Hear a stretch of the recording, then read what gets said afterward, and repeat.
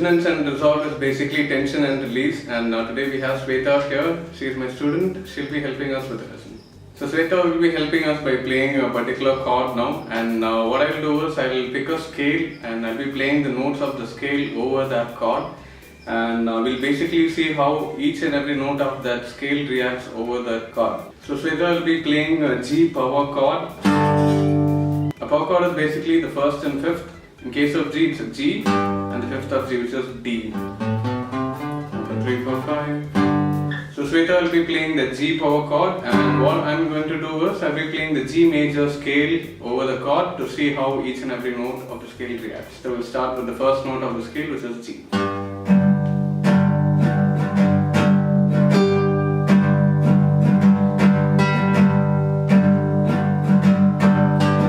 It sounds pleasant.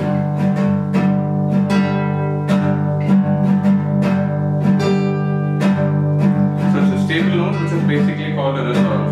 It's a resolve note. Now we'll try the second note of the scale, which is A, over the G power chord. 1, 2, 3, 4.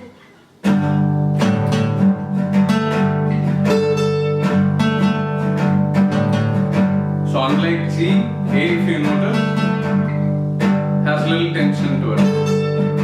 It's not sounding as good as the G. It sounds incomplete. Now we'll try the third note of the scale, which is a B. 1, 2, 3, 4.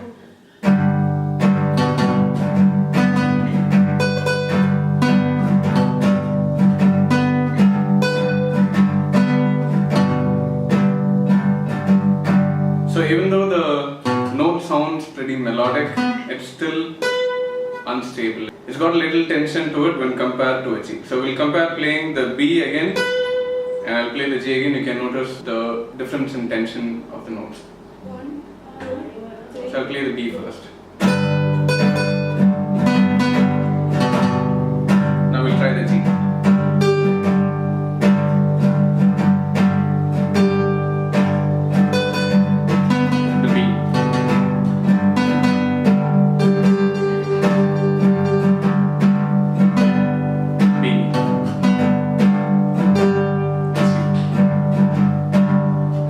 We'll try the fourth note of the scale, which is C. G, A, B, C.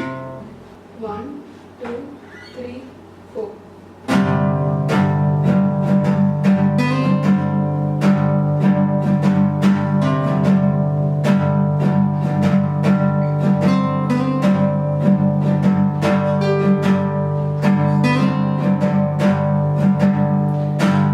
So C note, if you notice, it sounds soothing as well, because it's a resolved note. Even though it's not as stable as the root note, it still sounds a little stable than the other two notes, the A and B, which are dissonances. So we have the G, which is a resolve, A, the second note, which is a dissonant, the third, major third, which is a dissonant. The reason why we call the fourth note as perfect fourth is because it's again a resolved note. Now we'll try the fifth over the chord. 1, 2, 3, 4. The D note.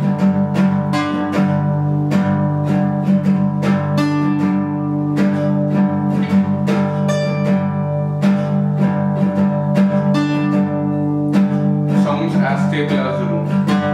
Now I'll play the G.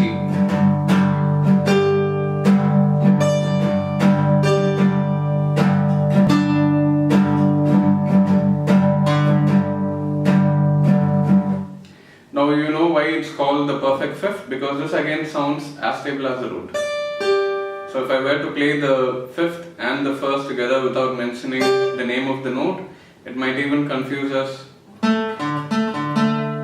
to actually judge which is the first and which is the fifth. Now we'll try the sixth note of the scale over the chord, which is the E. 1, 2, 3, 4.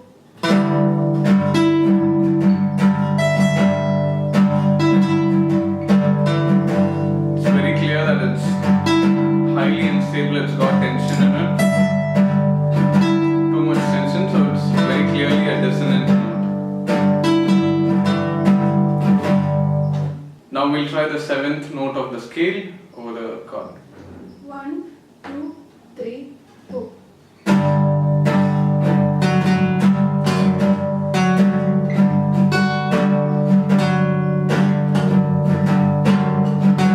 It's got a lot of tension in it. So this is again going to be a dissonant note. And it will resolve to the next note, which is the G, the root.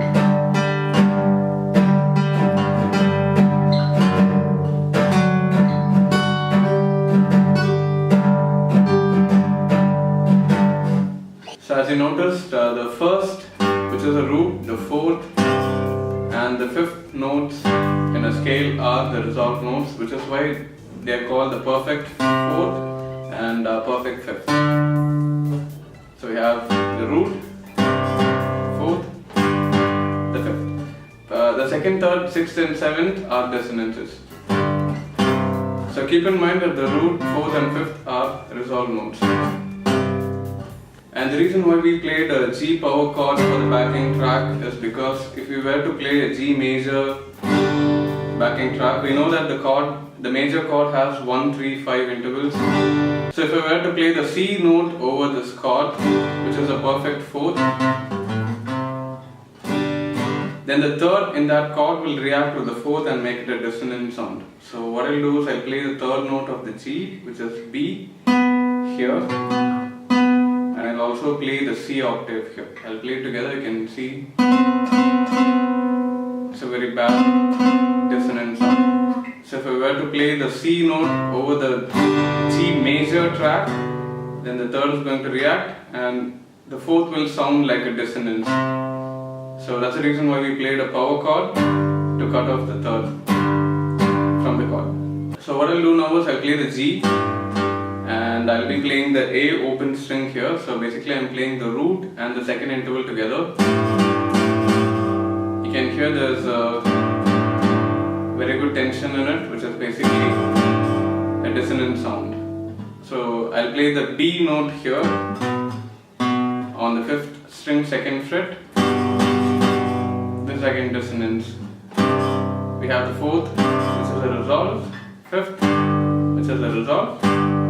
The 6th, which is E, dissonance, F sharp, dissonance, and it will resolve back to the next octave G. So always remember the resolved notes in a scale are the root and 5th, which basically means these are the notes that sound stable over particular chords. And dissonant notes, remember they are not wrong notes in a scale. These notes do exist inside the scale. There's a very big difference when we compare the wrong notes along with the dissonant notes on the scale. We'll just try it out and see to get a clear idea. 1, 2, 3, 4. A dissonant note. I play a wrong note now.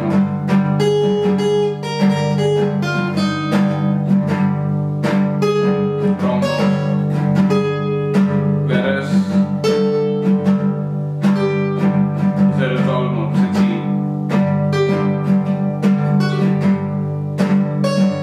Wrong note.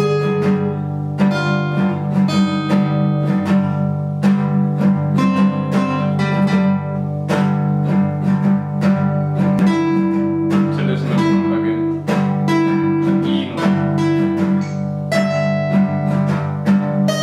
Wrong note.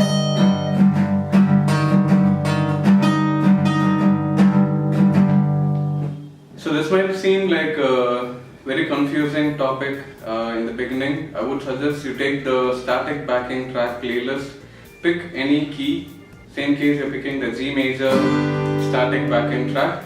Try to play each note of the scale over the track and then just feel, you'll be able to feel how the note reacts over the backing track as well. So only then you will get a clear understanding. So what you basically hear in solos is basically a combination of tension and release from the notes of the scale. So I'll give you an example of stopping the solos at the resolved note. We'll just see how it sounds. So I'll start with the resolved note, stop with the dissonant.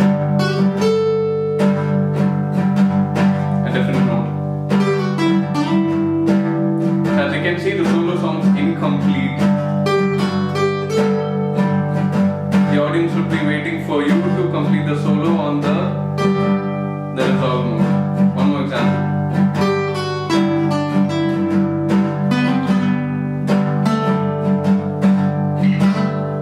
A dissonant note again.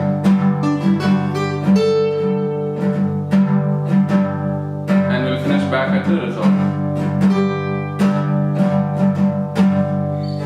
Only then the solo sounds complete. There's no strict rule that you'll have to stop in a resolved note.